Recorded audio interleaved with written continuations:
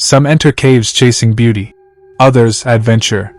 But deep beneath the surface, in the cold, silent dark, there are no second chances. These are the real stories of people who went underground and came face to face with death itself. No light, no sound, just rock, water, and the terrifying unknown. From narrow crawl spaces that crush, to floods that rise without mercy, tonight we descend into 5 real caving nightmares. And not all of them made it back. It was February 6, 2014, in the dead of a Norwegian winter. 5 Finnish divers, Patrick Granqvist, Jari Hutarinen, Vesa Rantanen, Jari Usamaki, and Kai Kankinen, stood at the edge of Plura Cave, their breath visible in the freezing air. These weren't amateurs. They were seasoned cave divers, bonded by years of exploring places like Finland's Ojamo mine. Patrick, Kai, and their friend Sami Pakarinen had even mapped Plura's connection to the Steinagel Dry Cave the year before, a major feat in the caving world. Their goal that day was ambitious, a 5-hour traverse from Plura's icy pond to Steinagel, a grueling 2,000-meter journey through passages as narrow as a coffin, plunging to depths over 130 meters. The water, barely above freezing at 2 to 4 degrees Celsius, could tear a dry suit on jagged rocks. One wrong move, and you're done. The team split into 2 groups. Patrick and Jari Hutarinen went first, cutting a triangular hole in the ice-covered Plura pond with a chainsaw. They slipped into the water, their underwater scooters humming, pulling them through the cave's clear but bone-chilling depths. Equipped with rebreathers to recycle their air and bailout tanks for emergencies, they were ready for the challenge. The first 500 meters were straightforward, leading to a shallow chamber where less experienced divers might turn back. But these 2 pushed on, descending deeper into a tight, pitch-black section called the sump, where the cave drops to 130 meters. About an hour in, at 110 meters deep, disaster struck.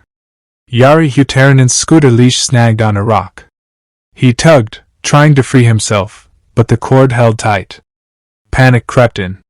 In the freezing dark, he struggled to switch from his rebreather to an open-circuit bailout tank. His breathing grew frantic, overloading the rebreather with carbon dioxide. Hypercapnia, carbon dioxide poisoning, set in, clouding his mind. He inhaled water, and in moments he drowned, trapped in the narrow passage. Patrick, just ahead, realized Jari Hutarinen wasn't behind him. He turned back, his headlamp catching his friend's lifeless body tangled in the cord. Desperate, Patrick tried to free him, even passing him a bailout cylinder, but it was too late. Jari Hutarinen was gone. With no way to move the body through the tight squeeze, Patrick had no choice but to keep going to survive. The dive, meant to take 5 hours, stretched to over 8 as he fought through decompression stops to avoid the bends. He surfaced at Steinagel, exhausted, breaking through a thin layer of ice to reach the air, haunted by what he'd left behind. 2 hours after the first team, Vesa, Jari Usamaki, and Kai entered the cave, unaware of the tragedy ahead. They followed the same path, their scooters speeding them through the icy water. When they reached the sump, Vesa spotted Jari Hutarinen's body blocking the narrow passage. Shock hit hard. He faced a brutal choice: tried to squeeze past, risking getting stuck, or turn back through the cave's deepest section. Vesa chose to push forward, barely slipping by. But Jari Usamaki, behind him, panicked. Norwegian police later said seeing his friend's body likely sent him into a shock. His breathing spiked, and his rebreather couldn't handle the strain. Like Jari Hutarinen, he succumbed to hypercapnia and drowned, his body left in the cave's grip. Kai, trailing last, saw the chaos unfold. Unsure if he was the only survivor, he turned back, swimming over 10 hours to reach the Plura entrance. He smashed through the frozen surface, emerging in the early morning, battered and shaken. The 3 survivors, Patrick, Vesa, and Kai, were rushed to a hospital in Tromsø, treated for decompression sickness. Vesa suffered spinal injuries from the ordeal. Norwegian authorities sealed Plura Cave, calling it too dangerous for recovery. Although they had brought in British divers Rick Stanton, John Volanthen, and Jason Mallinson to retrieve the bodies, but the mission was deemed too risky after reconnaissance. The cave was banned from further exploration, leaving Jari Huhtarainen and Jari Usamaki trapped in its depths. But the survivors couldn't let their friends stay there. Driven by loyalty, they planned a secret mission. 7 weeks later, joined by Sami Pakarinen and a team of 14 Finns and 11 Norwegians, they returned to Plura, defying the ban. "We know this cave like our own pockets," Sami told the BBC. "It's the most challenging dive you can do, but we owed it to them." The recovery was a 5-day battle against the cave's icy, narrow passages. Team 1 entered from Plura, aiming to free Jari Huhtarinen's body at 120 meters, tangled in the sump. They had just 10 to 15 minutes to cut his gear loose before their air ran low. Team 2 worked from Steinugaflaget, tackling Jari Usamaki's body the next day. They set up an underwater habitat at 6 meters for safer decompression, knowing the cold could kill if they stayed too long. Every move was a risk: sharp rocks, zero visibility if silt stirred up, and the constant threat of equipment failure. But their planning paid off. They freed Jari Huhtarinen's body, pulling him by his feet through the sump, and brought Jari Usamaki out the next day. After 2.5 hours of decompression, they surfaced, their mission complete but their hearts heavy. The documentary Diving into the Unknown, filmed with helmet cameras, captured every harrowing moment, spreading their story worldwide. Plura's tragedy wasn't its first. A Norwegian diver died there in 2006, yet the cave reopened after the 2014 recovery. Its beauty, clear waters, marble formations, and a submerged ancient forest keeps drawing divers, but its dangers are undeniable. Between 1969 and 2007, 368 cave divers died worldwide, and Plura claimed another life in 2024 when American diver Jared Hyers suffered a seizure. Agnes Milowka wasn't just any diver. Born in Poland in 1981 and raised in Melbourne, Australia, she was a force of nature. By 29, she'd become a legend in the caving world, known for pushing deeper into underwater caves than anyone before her. With degrees in maritime archaeology, history, and business, she was as smart as she was brave. She'd explored caves from Florida to the Bahamas, worked as a stunt double and dive instructor on James Cameron's film Sanctum, and even set a record for the longest cave dive by a woman in Australia. Agnes lived for the thrill of laying new line, marking unexplored passages where no human had ever been. "It's the essence of exploration," she said in one video interview, her eyes shining with passion. "There's no greater feeling than finding a passage no one's ever seen." But on February 27, 2011, that passion led her to venture into Tank Cave, an adventure that will keep you up awake till the very end. The Tank Cave is near Mount Gambier, a caver's dream and a diver's nightmare. Its entrance, hidden beneath a water tank, requires a climb down a short ladder into a world of crystal-clear water and twisting tunnels.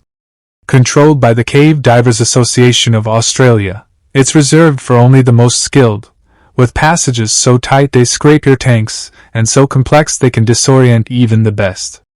Agnes had dived Tank Cave many times, calling it the crowning jewel of the region's caves. She loved its shallow depths, around 66 feet at most, and its lack of strong currents, which made it feel deceptively safe. But she also warned of its dangers: stir up the silt, and visibility drops to zero. Because if you get caught in a tight squeeze, there's no easy way out. On that Sunday, Agnes was diving with a group from Victoria, her excitement clear in a tweet days before. "Another weekend of cave diving in Mount Gambier. Fabulous! Can't wait to get underground." The plan was to explore and lay new line, pushing deeper into the cave's unmapped corners. Agnes, with her POTI, TDI, and CDA certifications, was no rookie. She carried multiple tanks, a lifeline of air, and followed the golden rule of cave diving: stick to the guide ropes and never dive alone.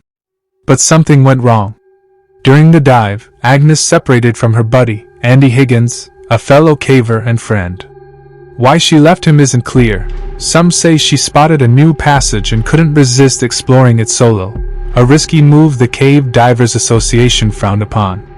Others believe she got disoriented in the cave's maze-like tunnels.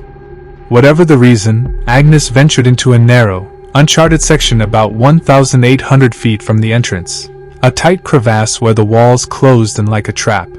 Alone in the dark, Agnes stirred up silt from the cave floor and walls, clouding the water until she could barely see. Visibility dropped to inches, maybe less. In that suffocating space, panic could have set in, but reports say Agnes stayed calm, fighting to free herself. Her training kicked in. She knew panicking meant death. But the cave was relentless. The silt blinded her, and her air was running low. At 66 feet deep, in a passage too tight to turn around, Agnes ran out of oxygen. The coroner later confirmed she suffocated, her body found submerged in 20 meters of water, about 600 meters from the entrance. Her calm attitude, even in her final moments, was an indication of her skill, but it wasn't enough to save her. The recovery of Agnes' corpse was a gut-wrenching ordeal. Her fellow divers, including her friend Dr. Richard Harris, worked non-stop to retrieve her body. They faced the same dangers Agnes did: zero visibility, tight squeezes, and the risk of stirring up more silt. For 2 days, they cleared rocks and widened passages, waiting hours between dives for the water to clear. Superintendent Trevor Twilley described the effort as extremely complex, with divers navigating by feel and guide ropes alone. On March 2, 2011, they finally brought Agnes to the surface, a somber victory for a grieving community. Her parents, waiting at the site, faced the unbearable loss of their daughter, whose love for exploration had cost her everything. Agnes's death sent shockwaves through the caving world. She wasn't just a diver. She was an explorer who mapped new passages, took stunning underwater photos, and inspired countless others.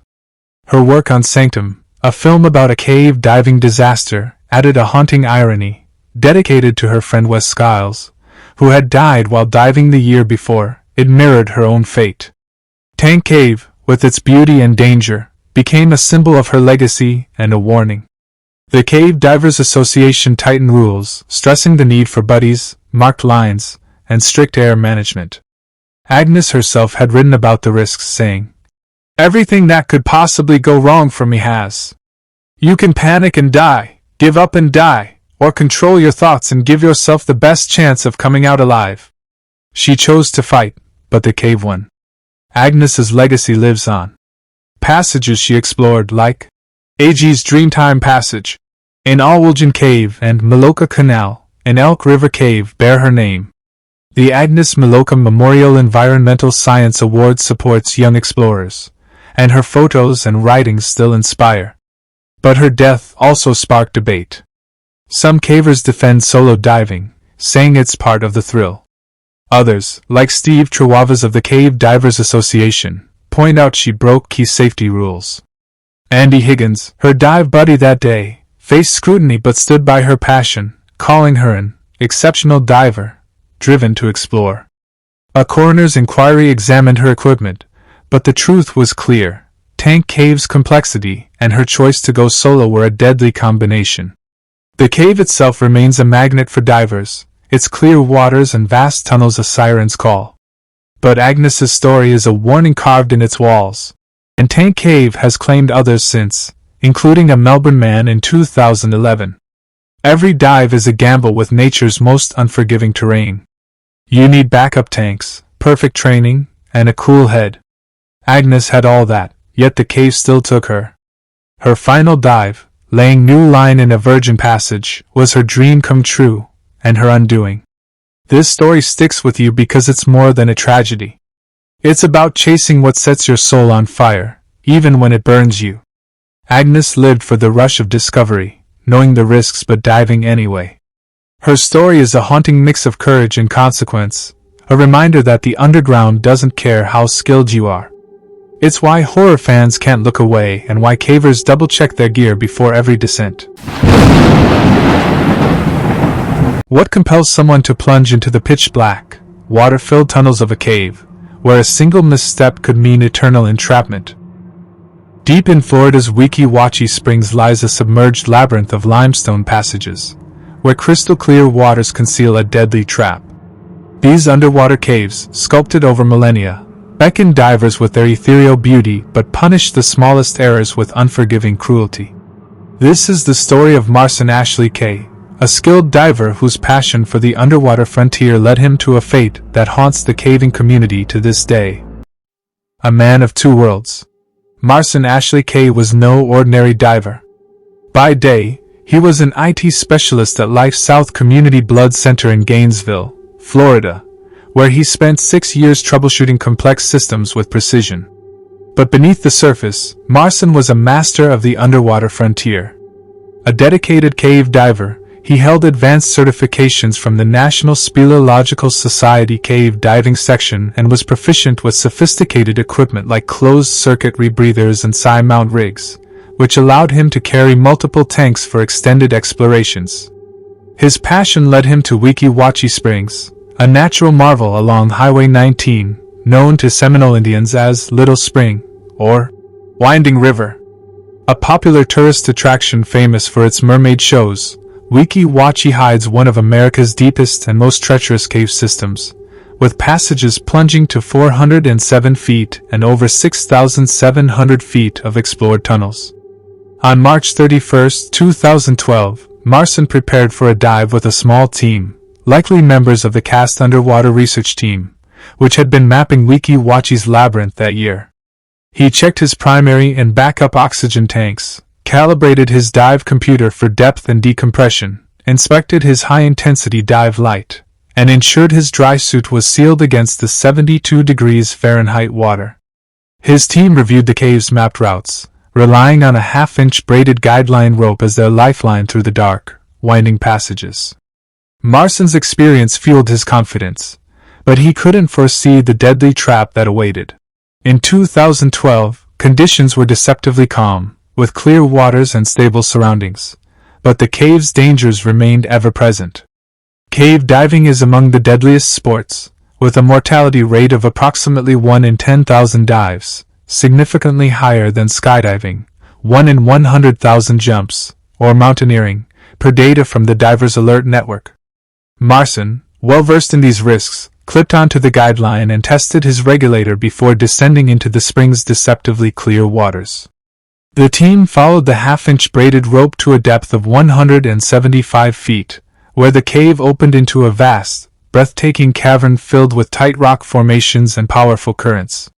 Fish schooled beneath their dive lights, creating a surreal yet haunting view of the aqueous world. But this beauty masked a deadly reality. One wrong move could unravel even the most prepared. The fatal mistake. Marson had navigated Wachee's twisting passages before, his training a shield against its challenges. The dive proceeded smoothly, with the team checking oxygen supplies and adhering to their pre-planned route. But as they reached their turnaround point and began their slow ascent, something went catastrophically wrong. For reasons that remain unclear, perhaps a momentary lapse, equipment disorientation, or an unseen issue, Marson veered off the guideline, swimming into a narrow, uncharted crevasse barely wide enough for his frame. His teammates, stunned, flashed their dive lights and signaled frantically for him to stop, but Marson didn't respond. He kept moving, faster and deeper, into a passage where no diver should ever go alone. This wasn't a reckless choice. Marson wasn't chasing a thrill or exploring uncharted territory. His erratic behavior was a symptom of a silent killer, a cerebral arterial gas embolism.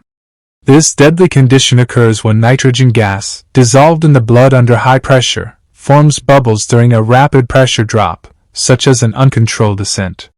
These bubbles can lodge in the brain's arteries, blocking blood flow and causing symptoms like dizziness, confusion, seizures, or unconsciousness within seconds. Forensic reports later confirmed that Marson suffered a cerebral arterial gas embolism, likely triggered by a rapid ascent, possibly due to panic, equipment malfunction, or disorientation in the tight crevasse. His brain starved of oxygen, Marson lost the ability to make rational decisions. His movements became desperate, uncontrolled, trapped in the cave's crushing grip. A race against time. His teammates watched in horror as Marson drifted deeper into the forbidden passage. They knew the signs of an embolism but were powerless to reach him. The crevasse was too narrow, its limestone edges sharp and jagged, its currents unpredictable. Risking their own lives to follow could trap them all. Faced with an impossible decision, they made the heart-wrenching choice to ascend and signal for emergency rescue. At the surface, their shouts pierced the silence, their voices thick with urgency and fear. "We lost him! We need help now!" they called, alerting the on-site rescue team. Within 3 minutes, a specialized cave diving rescue team, equipped with side mount configurations and redundant air tanks, descended into Wachee's treacherous depths. Navigating the complex tunnel network was a grueling test of skill. Silt clouds, stirred by the slightest movement, reduced visibility to near zero.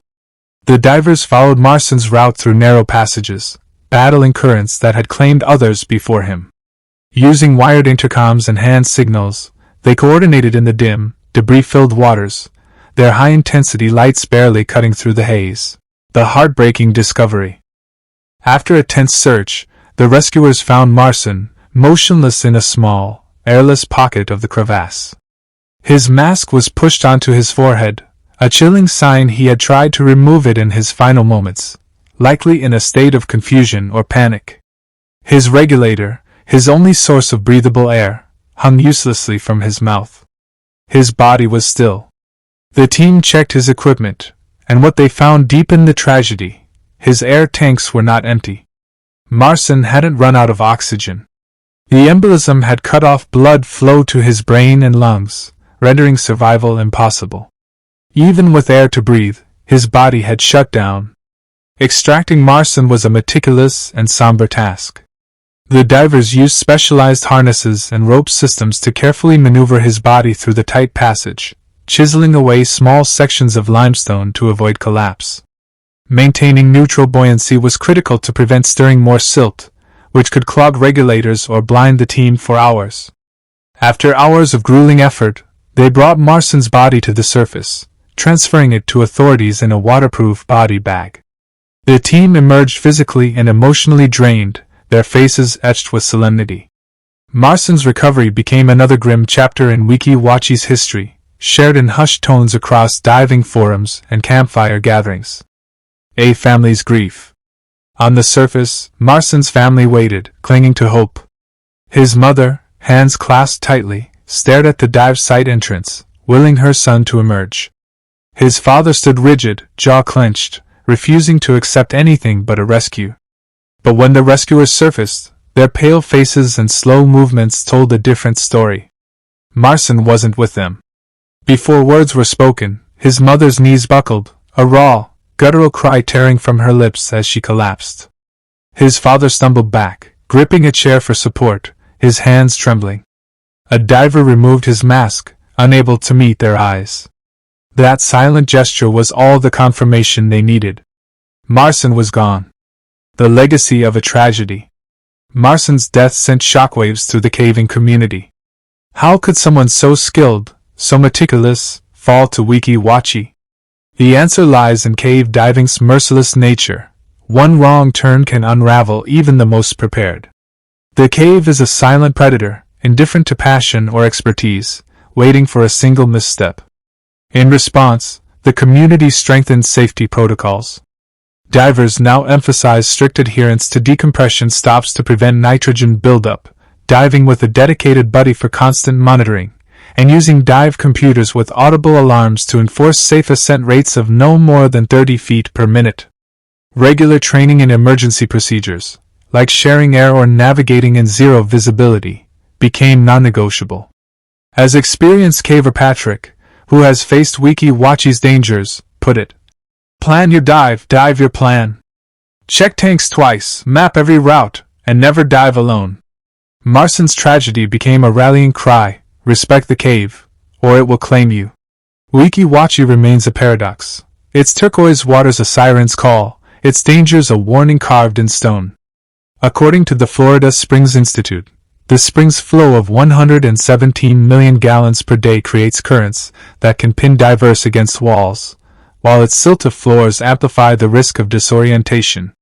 Yet divers still flock to its depths, driven by the thrill of exploration, knowing Marson's fate lingers as a cautionary tale. What do you think? Should places like Weeki Wachee be explored, or are some depths better left untouched? Share your thoughts in the comments below.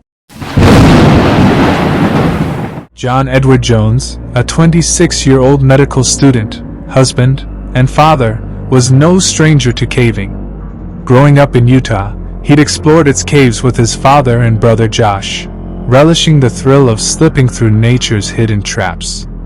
Though his medical school commitments in Virginia had kept him away from caving for years, John was eager to reconnect with his passion during a Thanksgiving visit to Utah in 2009.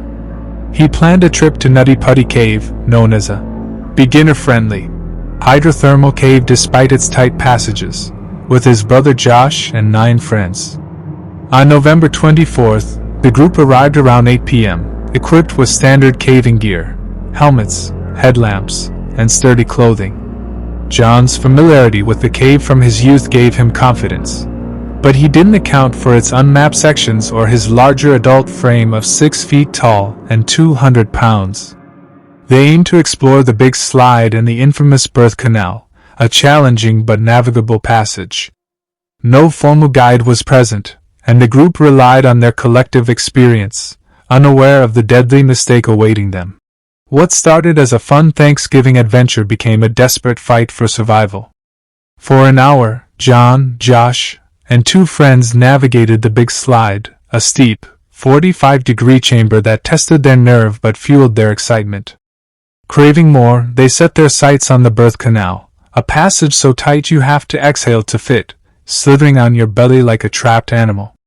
But in the suffocating darkness, John took a wrong turn, one that would lead him straight into a trap. He slid headfirst into Ed's Push, an unmapped gap, a mere 10 by 18 inches, tighter than a coffin. Too big for the tunnel's crushing grip, John was stuck, upside down, his head lower than his feet, arms pinned beneath him. The rock squeezed his chest, stealing his breath. Josh found him first, spotting only the soles of John's boots. He pulled with all his strength, but John didn't move. Panic surged, their shouts echoing as they scrambled to call for help. By 8:45 p.m., Utah's cave rescue team arrived. Over 100 volunteers, paramedics, and deputies descended on Nutty Putty. Susie Modela, a small, seasoned caver, reached John first, crawling 135 feet through brutal twists to assess his condition. She tied a rope to his ankles, attempting a direct pull, a standard caving rescue technique to extract someone from a tight passage. "Don't worry, John," she said. "We'll get you out lickety-split." But the sight of him, wedged so tightly he could barely speak, chilled her. "I really want to get out," John whispered, his voice weak, each word a struggle. The cave was strangling him, and time was slipping away. For 27 grueling hours, the team fought, employing a series of advanced rescue techniques tailored to the cave's brutal constraints. Initially, they used manual pulling with ropes tied to John's ankles, hoping to dislodge him from the narrow crevice. When this failed due to the tunnel's downward slope and slick clay, they shifted to a more complex rope and pulley system. Rescuers drilled bolts into the cave walls to anchor pulleys, creating a mechanical advantage to hoist John upward against gravity. This system required precise coordination, as the 10 by 18-inch passage allowed only one rescuer to work near John at a time, limiting their ability to apply force. They also attempted to lubricate the surrounding rock with water to reduce friction, but the clay absorbed it, making the surface even stickier. Some rescuers tried chiseling the rock around John to widen the passage, but the cave's unstable structure made this risky, as falling debris could injure John or the team.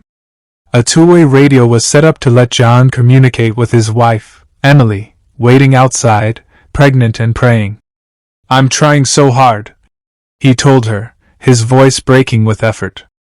Hope flickered when the pulley system, now reinforced with multiple anchor points and a 3:1 mechanical advantage, began to lift John. Inch by agonizing inch, they pulled him upward, using a Z-rig pulley setup to distribute the load across multiple rescuers at the cave's entrance. His tired eyes met a rescuer's, a spark of relief shining through. Then, disaster struck. One of the drill bolts, unable to withstand the immense pressure of John's 200-pound frame and the cave's resistance, sheared off the wall. John slid back down, deeper into the crevice, and a piece of falling gear injured a rescuer's arm. The team's spirits shattered. John was now wedged tighter, his situation bleaker than ever. The cave refused to let go. Brandon Kowalas, one of the last to reach John, found him barely conscious, his face dirty, eyes red from the strain. The team had exhausted their options. Manual pulling, pulley systems, lubrication, and chiseling had all failed against the cave's unrelenting grip and John's inverted position, which caused blood to pool in his head, compressing his lungs and heart. At 11:56 p.m. on November 25, 2009, a paramedic pronounced John dead. His heart couldn't endure the pressure any longer. The rescuers were crushed. They'd risked their lives for over a day, but the cave had won. Emily, at the entrance, collapsed, her world broken. Retrieving John's body was deemed too dangerous. The cave's unstable passages could claim more lives. His family and the landowners made a gut-wrenching call. Nutty Putty would be his tomb. Explosives collapsed the ceiling near Ed's push, and concrete sealed every entrance. A plaque outside now warns adventurers of the tragedy. John's story exploded online, gripping cavers and horror fans. The terror of being trapped, helpless, in a space smaller than a grave, fighting for air, is pure nightmare fuel. It's why millions can't stop watching videos and reading posts about Nutty Putty. If this story's got you on edge, hit that like button and drop a comment. Would you ever brave a cave like this? Or is John's fate enough to keep you out? Subscribe for more true stories that'll haunt you long after they end. Emily has moved on, raising their children while bearing the pain of that day. Rescuers like Susie and Brandon carry scars too, some never caving again. Nutty Putty is silent, its passages sealed forever. But John's story lives on, a stark warning of the risks we take chasing adventure. Caves are beautiful but deadly. They don't forgive mistakes. Always go with a guide, know your limits, and never underestimate the underground's power. In June 1967, 6 young cavers, John Ogden, Dave Adamson, Jeff Boiro, Jim Cunningham, Mike Ryan, and Colin Vickers, ventured into Mossdale Caverns in Yorkshire, England. They were chasing adventure, but what they found was a story that you'll love to know. Mossdale Caverns isn't your average cave. Located in the Yorkshire Dales, it's a beast, a sprawling network of tight, twisting tunnels stretching over 7 miles underground. Back in 1967, it was barely mapped, a wild frontier for cavers. You can imagine the feel in such a deadly tunnel, squeezing through passages so narrow that you can barely breathe, with cold rocks scraping your skin. This was Mossdale, and the air's damp, the darkness is total, and every step feels like a gamble. For cavers like John Ogden and his crew, this was the ultimate challenge. They were young, fearless, and ready to conquer the unknown. But Mossdale had secrets they didn't expect. These 6 guys weren't newbies. They were skilled, with years of caving experience. John Ogden, the leader, was 21 and known for his bold spirit. The others, students and adventurers, shared his passion for exploring the Earth's hidden depths. They packed light, headlamps, ropes, and basic gear. No one could have predicted any disaster waiting for them. On June 24, 1967, the team entered Mossdale Caverns, full of excitement. They planned to explore a deep, unmapped section about 2 miles in. That's like walking from one end of a small town to the other, but underground, in total darkness, with walls closing in. They crawled through tight squeezes, climbed over jagged rocks, and waded through shallow streams. For hours they pushed deeper, mapping new paths no one had seen before. It was the kind of thrill cavers live for, discovering a world untouched by sunlight. But outside, the weather was turning. A storm was brewing in the Yorkshire Dales, and it was about to unleash chaos. The team had no idea that a nearby creek was swelling, ready to flood the cave's entrance. As the team explored deeper, the rain outside turned into a downpour. The creek near Mossdale's entrance became a raging torrent. Water started pouring into the cave fast. Imagine you're in a tight tunnel, and suddenly you hear a low rumble, like a monster waking up. That's what John Ogden and his friends heard. Water rushed in, first covering their boots, then climbing to their knees, their waists, their necks. The cave was turning into a death trap. The group was crawling through a narrow passage when the flood hit. They tried to escape, scrambling toward a small crack in the rocks ahead. John Ogden, the leader, fought his way up into this tiny fissure, just big enough for his head to reach a pocket of air. But there was no room for the others. The water kept rising, relentless. Below John, his 5 friends, Dave, Jeff, Jim, Mike, and Colin, were swallowed by the flood. They drowned in the dark, trapped in a nightmare no one could escape. John was the last one alive, stuck in that tiny crack, his head barely above water. He fought to survive, clinging to hope. But the water didn't stop. Some days have passed before rescuers could even enter the cave. By the time they found John, he was gone too, still wedged in that narrow gap, his body cold. All 6 cavers, aged 19 to 25, lost their lives in Mossdale Caverns. The Mossdale Caverns disaster shook the caving world. It was one of the worst caving tragedies in British history. Rescuers tried everything to get into the cave, but the floodwaters blocked the entrance, turning it into a lake. It took days for the water to drop enough for teams to enter. When they did, the scene was heartbreaking. The bodies of the 6 cavers were found scattered in the tunnels, some still gripping their gear, frozen in their final moments. One rescuer said, "It was like walking into a tomb." The silence was deafening, and the weight of what happened hit us all. The caving community mourned deeply. These were young men with big dreams, cut short by nature's fury. Their deaths sent a chilling warning: caves don't forgive mistakes. This story hits hard, doesn't it? If you're feeling the weight of this tragedy, or if you're a caver who knows the risks, drop a comment below.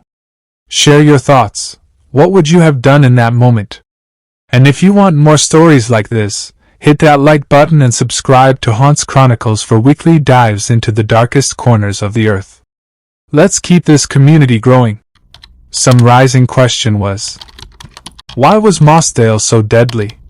It's because it's a perfect storm of dangers. First, the cave's passages are crazy tight. Some spots are barely wider than your shoulders. If you get stuck, there's no easy way out. Secondly, Mossdale is prone to flooding. That creek outside can turn into a monster during heavy rain, and the cave's low tunnels fill up fast. Back in 1967, weather forecasting wasn't what it is today. The team didn't know the storm was coming. Even today, cavers check weather reports obsessively before entering Mossdale. It's that unforgiving. Another factor? The team was deep in unmapped territory. 2 miles in, you're in a world no one's charted. If you get lost or trapped, help is hours, sometimes days, away. The cavers were skilled, but they underestimated Mother Nature. Mossdale's nickname among cavers? The Grave. And after 1967, it earned that name. The Mossdale disaster changed caving forever. It forced the community to rethink safety. Today, cavers use better gear, like waterproof radios and GPS trackers. They study weather patterns like their lives depend on it, because they do. Mossdale is still explored, but it's treated with respect, like a sleeping giant. The tragedy also brought cavers closer together. Memorials for the 6 men still stand in the Yorkshire Dales, and their names are spoken with reverence at caving meets. Their deaths weren't in vain. Every caver now knows the risks. You don't just walk into a cave like Mossdale. You prepare, you plan, and you pray. The story of John Ogden and his friends lives on as a warning and a tribute to their courage. They were explorers, chasing the thrill of the unknown, and they paid the ultimate price. This isn't just a spooky story. It's the real-life horror that 15-year-old Morris Betzold faced in 1965, inside Ohio's Wildcat Cave. Sit up, caving explorers and horror fans, because this story of survival will chill your bones and keep you glued to your screen. If you love heart-pounding stories of danger and bravery, hit that subscribe button and join our cave-dwelling crew for more. Let's get into the story. Morris Betzold wasn't your average teen. Living in a Methodist children's home in Cleveland, Ohio, with his older brother Donald, Morris had a tough life. Their parents split up in 1955, leaving the brothers bouncing between foster homes. Despite the hardship, Morris and Donald were tight, dreaming of starting a business together someday. They loved adventures, especially sneaking off to explore the wild outdoors. One spot they knew well was Wildcat Cave, a shadowy, jagged hole in a sandstone bluff near their home. For Morris, it was the perfect hideout to sneak a cigarette, a habit he picked up at 13 to deal with the stress of life in the boys' home. Smoking was a big no-no there, and getting caught one more time meant getting kicked out. So, Morris and his buddies used the cave to stay out of sight. It worked, until it didn't. Wildcat Cave wasn't just any cave. Its entrance, a low, 15-foot wide gash in the rock, looked like the mouth of a monster ready to swallow you whole. Inside, it was a maze of tight, twisting tunnels, sharp drop-offs, and icy water that could freeze your blood. People living around the area whispered about its dark past. Rumors said it was a hideout for criminals and, in the 1800s, a secret stop for escaped enslaved people heading to Canada. But those narrow passages and razor-sharp rocks made it a death trap. One wrong move, and you could be stuck forever. Morris learned this the hard way. On October 5, 1965, Morris and 16 other kids from the children's home, plus 3 teachers, were headed to Schönbrunn Village for a field trip. But when their bus got a flat tire, plans changed. The new destination? Wildcat Cave. Morris's eyes lit up. This was his chance to sneak a cigarette with his friends.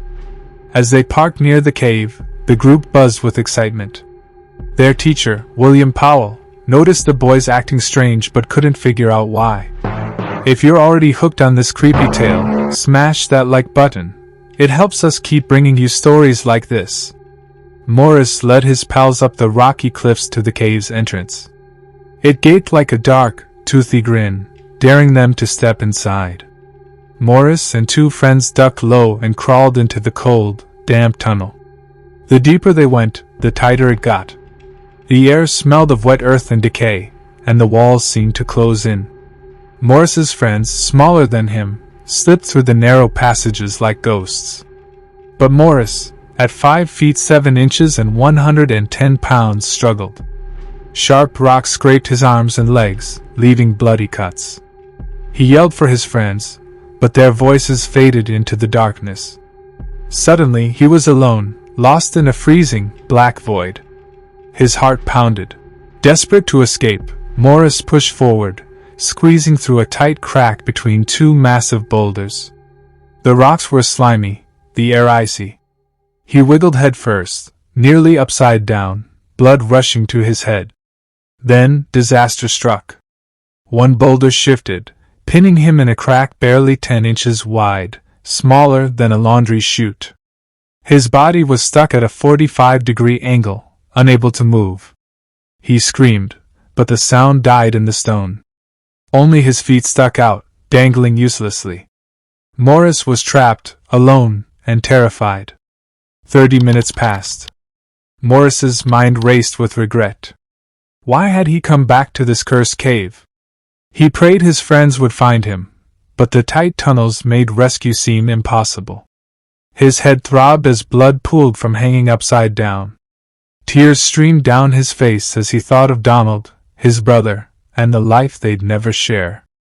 If this story's already giving you chills, drop a comment below. Tell us what you'd do if you were stuck in Morris's place. An hour later, Morris's friends realized he was missing. They alerted teacher William Powell, who grabbed a flashlight and followed the boys into the cave. After twisting through the maze, they spotted Morris's feet. William tied his belt around them and pulled, but the belt snapped, sending Morris sliding deeper. His face smashed into the rock, blood pouring from a gash on his cheek. He screamed in agony. William had no choice but to call for help. Rescuers rushed to the scene, but the cave's tight passages stopped the bigger men in their tracks. One stayed near Morris, shouting to keep him awake. "Stay with me, kid!" he yelled, banging rocks to wake Morris when he went quiet. Fire Chief Paul Cotter set up a pulley system, but it failed. They pumped oxygen into the cave and brought heaters to fight the near-freezing cold. Morris, in just a nylon jacket and jeans, was at risk of hypothermia. The situation was grim. If you're on the edge of your seat, hit subscribe. We've got more nail-biting stories coming. As night fell, over 200 people, rescuers, reporters, and people around the area, gathered outside. The American Red Cross and Salvation Army served hot coffee and chili to keep everyone going. Morris's story hit the news, gripping the nation. Radio stations begged for small people to help. Evelyn Petite, a tiny 5 feet 2 inches, 85-pound nurse, crawled into the cave. She got within 5 feet of Morris, talking to him for hours to keep his spirits up. Cave expert Terry Brown rigged a new pulley, but every tug caused Morris unbearable pain. He was sure he'd die in that cold, dark tomb. By morning, hope was fading. Morris had been trapped for over 24 hours without food or water. Experts from the National Speleological Society flew in, but even they struggled. Then, a machinist named Curtis Peck and his uncle Paul devised a new plan. Loop ropes around Morris, use glycerin to make him slippery, and pull him out on a board. Firefighters Jim and Robert Howard crafted special straps. Inch by inch they moved Morris, but he kept slipping back. Then Andrew Ulrich entered, a dad who heard the news and thought of his sons, Mike and Jerry. He raced home and asked if they'd help. Without hesitation, the boys agreed. At the cave, 15-year-old Mike, tall and skinny, convinced the fire chief to let him try. Strapped with ropes, he slithered into the crack like a snake, reaching Morris. Hanging upside down, Mike tied a rope around Morris's leg. The team pulled, moving him 2 inches. It wasn't enough, but it was progress. Mike went back in, refusing to give up. He added another strap, and the team yanked again. Morris's legs and hips were free, but his chest was still pinned, making it hard to breathe. He screamed in fear. Mike dove in a third time, slipping a strap under Morris's arm. The team pulled with everything they had. Morris, scratched and exhausted, inched out. But Mike slipped, tumbling headfirst near the boulder. Rescuers quickly saved him. With one final pull, they freed Morris's chest. Hands grabbed him, pulling him from the crack. After 26 grueling hours, Morris was out. The crowd erupted in cheers as Morris, wrapped in a blanket, was carried to an ambulance.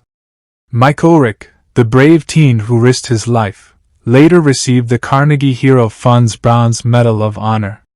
At Medina Community Hospital, Morris was treated for exhaustion, cuts, and bruises. He admitted he thought he'd die in that cave, feeling hopeless until the very end. Hours later, the Park Service sealed Wildcat Cave with dynamite and concrete, ensuring no one would face its horrors again.